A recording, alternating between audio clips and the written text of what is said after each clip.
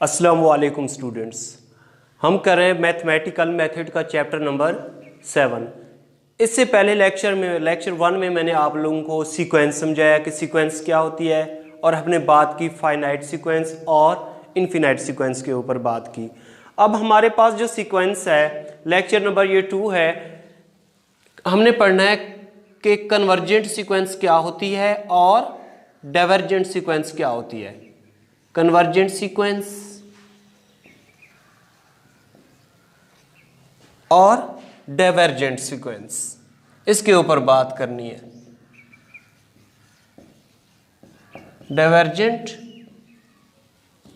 Sequence, तो बच्चों convergent sequence ऐसी सीक्वेंस होती है जो एक खास नंबर को अप्रोच करती है, उसको हम लोग क्या कहते हैं? Convergent sequence. ऐसी सीक्वेंस जो एक खास नंबर को अप्रोच करती है उसको हम लोग कहते हैं कन्वर्जेंट सीक्वेंस। ऐसी सीक्वेंस जो एक खास नंबर को अप्रोच नहीं करती उसको क्या कहते हैं हम लोग? Divergent sequence.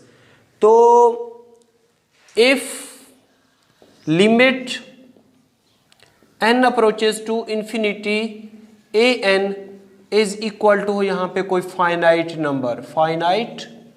नंबर, मतलब ये कि जब कोई हमारे पास सीक्वेंस दी हुई है an, सही है, उसमें हम लिमिट पुट करते हैं n अप्रोचेस टू इंफिनिटी, एक बहुत बड़ा नंबर पुट करते हैं, और उसका जो रिजल्ट आता है एक फाइनाइट नंबर आता है, मतलब 0 या कोई 1 आ जाता है या 2 आ जाता है या 3 आ जाता है, तो हम उसको क्या कहेंगे? कन्वर्जेंट सीक्वेंस कहेंगे।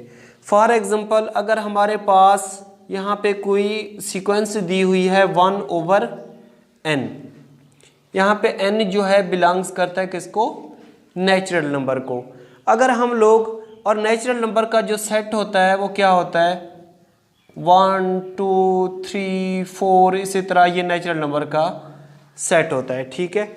अगर हम n की जगह पे 1 पुट करें तो हमारे पास आ जाएगा 1/1 इज इक्वल टू 1 आ जाएगा।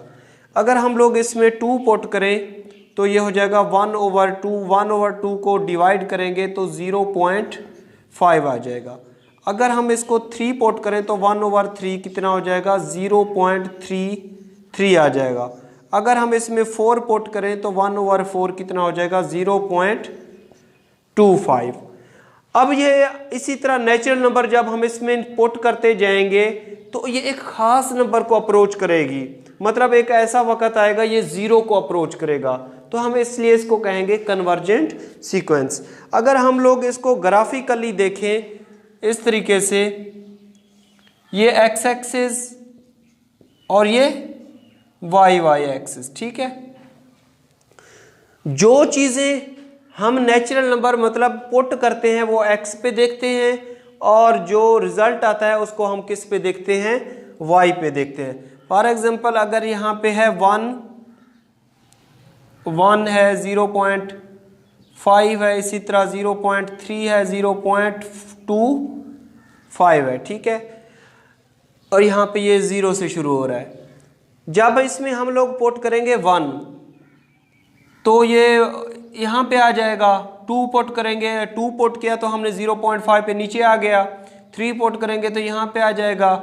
इसी तरह जो इसका ग्राफ बनेगा वो इस तरह नीचे बनता जाएगा, मतलब एक खास नंबर को ये अप्रोच कर लेगा, तो इसलिए हम इसको कहेंगे कन्वर्जेंट सीक्वेंस। मतलब इसमें क्या करता है? एक खास नंबर आ जाता है। और डाइवर्जेंट सीक्वेंस क्या होती है? If limit n approaches to infinity, जो सीक्वेंस है उसका रिजल्ट आ जाए डेफिनेट इंफिनिटी के बराबर, मतलब ये कि इसमें हम जब रिजल्ट पुट करते जाएंगे तो बहुत बड़ा नंबर आ जाएगा जो कि इंफिनिटी होगा, बढ़ता जाएगा।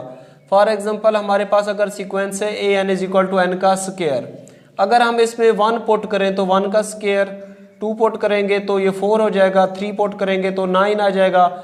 इसी तरह अगर हम 100 पुट करें या इससे बहुत बड़ा नंबर पुट करें तो ये इसका ग्राफ जो बनेगा वो इस तरीके से बनेगा। यहाँ पे अगर 100 है तो यहाँ पे कोई 1000 आ जाएगा, इसी तरह ये उससे भी बढ़ता जाएगा, इनफिनिट नंबर आ जाएगा। तो इसलिए इसको कहते हैं हम लोग डाइवर्जेंट सीक्वेंस कहेंगे। तो स्टूडेंट, ये जो कन्वर्जेंट सीक्वेंस होती है इसका जो फार्मूला होता है वो इस तरीके से भी हम लिखते हैं। अगर कोई सीक्वेंस है an वो कन्वर्ज करती है l को, लिमिट को, तो हम इसको मॉड में लिखते हैं। वो अगर उसका रिजल्ट आ जाए लेस देन एप्सिलॉन तो for all n is equal to natural number.